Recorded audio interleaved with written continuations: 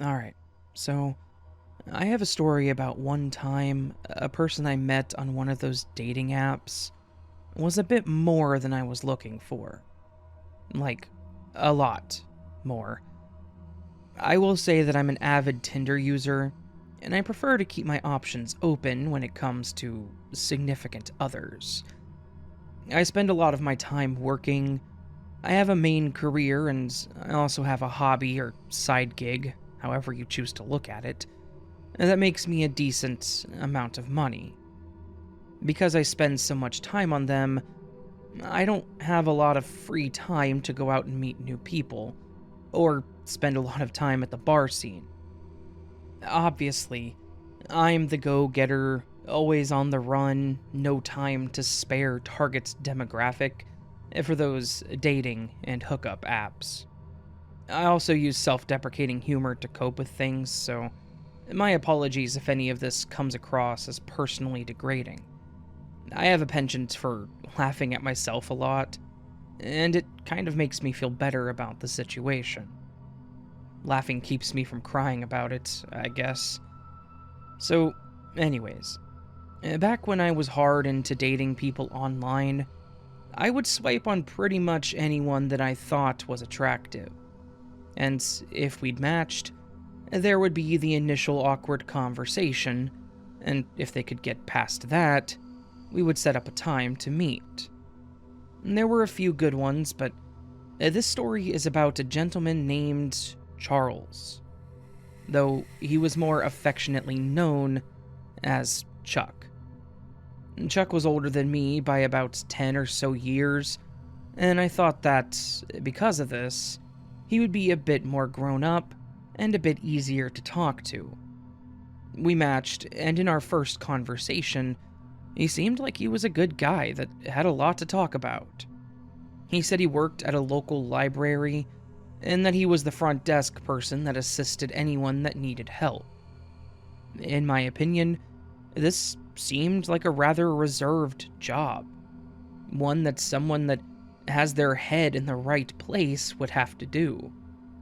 His hobbies were writing and cooking, and he also liked to take road trips to places that were a bit outside local. So, like a few hours at most.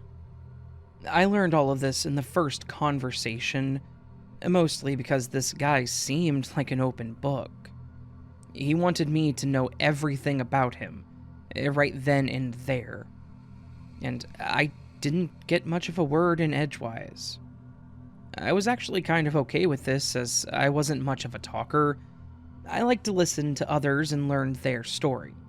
I know, I'm a bit all over the place. I want to know everything about everyone, but also not be tied down with someone long term. The second conversation that we had, it was a lot more aggressively flirtatious. Chuck basically told me that he wanted things to move fast between us, and that we should meet up that night. When he said that night, it was already 5 in the evening, so he basically meant that we should meet up right then.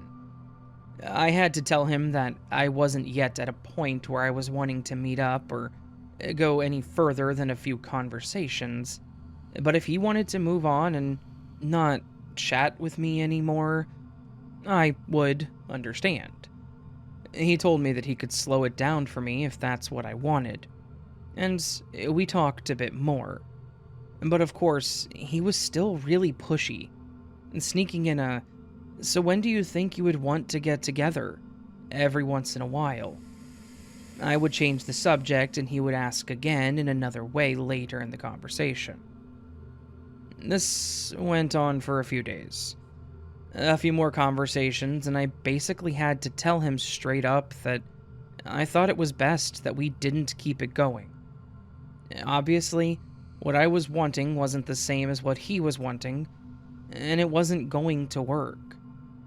This was, apparently, the wrong thing to say, as I got hit with several derogatory comments from him, including a number of slurs, and the things he told me to do with myself were unsavory at best. I basically sent him a I'm no longer interested, thanks for showing me who you really are. And I blocked him, and his number. There were plenty of other guys out there that I could talk to, and I didn't have time for that level of aggression in my life. And, with that, I thought that my time knowing Chuck was over. But of course it wasn't. Instead, that's where things started to get out of hand. When this had all transpired, I was still working at a local coffee shop that my parents owned. Also, at the time of this happening, I hadn't yet come out to my parents. I would guess they had a feeling that I wasn't straight, but we hadn't actually talked about it, nor did I know their feelings about it. I wasn't ready to tell them, they weren't ready to talk to me about it, and we just kind of coexisted. That is, until about a week after the whole thing with Chuck happened. I was working the register, ringing people up, when, during a rush, a man came up to the register with a big smile on his face. You can guess that it was Chuck, but at the time, he just kind of looked familiar, and I didn't realize that it was him. I took his order and I asked him for his name, and he replied with, "It's me, Chuck." And I could literally feel the color drain out of my face. Of all the coffee shops that existed, including the much more popular big-name shops around, like Starbucks, he chose this coffee shop. At first, the coincidence of it was kind of sickening, but then part of me started feeling like it wasn't a coincidence. Like he was here with purpose. Like he knew that I worked here somehow. I hadn't told him where I worked. I hadn't even mentioned that I worked at a coffee shop. But yet, here he was.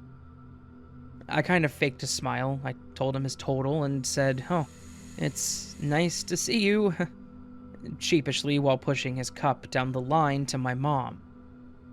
He just kept his stupid grin the entire time she made the coffee. I excused myself and had one of the other employees take over the register while I ran to the restroom in the back. I stood there for a few minutes in the bathroom and I tried to breathe my way through a panic attack. After a few minutes, my mom knocked on the door and asked if I was all right. I just told her I wasn't feeling well, and I opened the door to leave the bathroom when she asked me who that guy was. I tried to play stupid, but she said that after I walked away, he started talking about me to her the whole time that she was making his drink.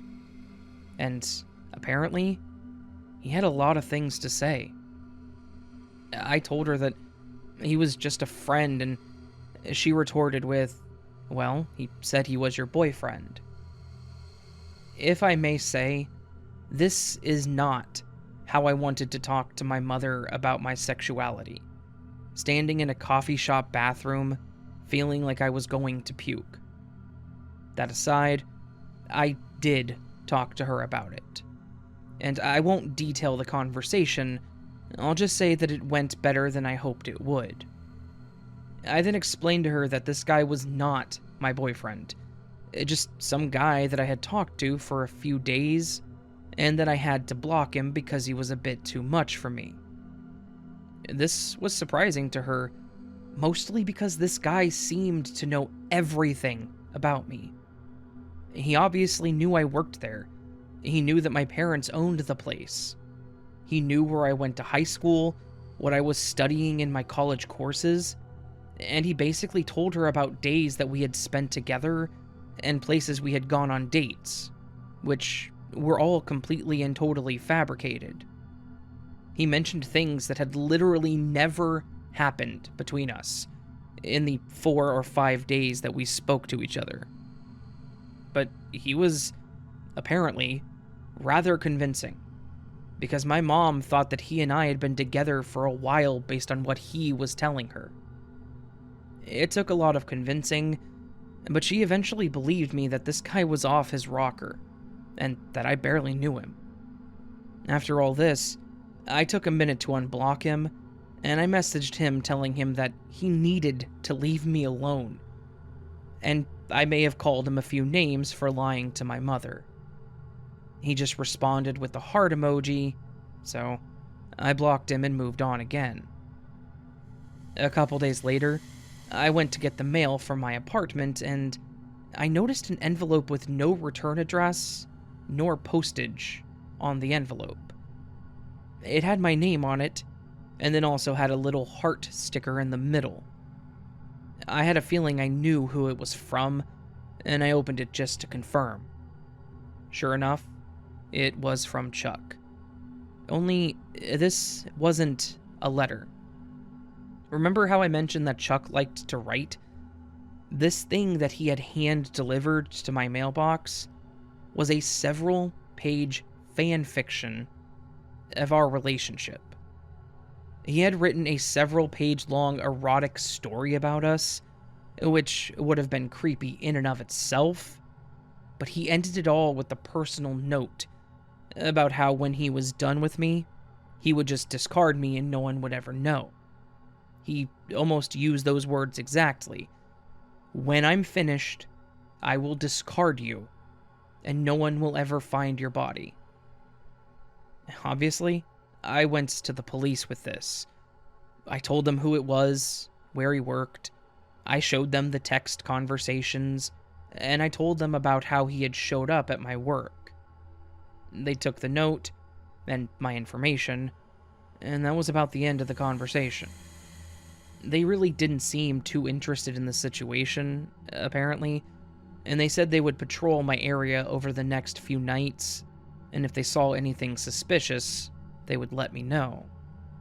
So I left, just feeling incredibly dejected and invalidated about this whole mess. Every single day after that, I kind of felt paranoid. I was feeling like Chuck was going to show up at my door to make his little fiction a reality by force. He thankfully never did. And I know that's a really bad way to end a story about this whole ordeal, but that's actually where he stopped. I don't know if the cops went and spoke with him, or if he just had a change of heart, but I never heard from him again after this. There was one point about a year or so later, when I graduated and started working in my field, that I did get a card in the mail with no return address that basically just said, "Congrats." And I think it was from him, but nothing ever came of it all. It was basically just him being a creep, somehow knowing every single thing about me despite me never telling him, sending me that creepy letter/story, and then moving on. To be honest, I'm actually rather grateful that my ordeal ended in an uneventful way, and because I hate to think of what he would have done had he been a little more inclined to follow through.